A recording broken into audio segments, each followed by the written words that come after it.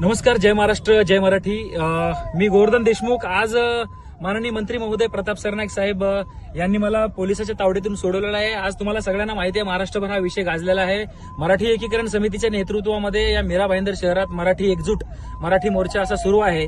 आणि मला रात्रीपासून पोलीस त्रास देत होते, पोलीस मला शोधत होते, पण सकाळी मला त्यांनी डिटेन केलं आणि माननीय मंत्री महोदय थेट मला पोलीस ठाण्यामधून सोडवण्यासाठी आल्यात. पुढच्या 5 मिनिटांमध्ये माननीय मंत्री महोदयासोबत मी आंदोलनामध्ये या मोर्चामध्ये सहभागी होतोय.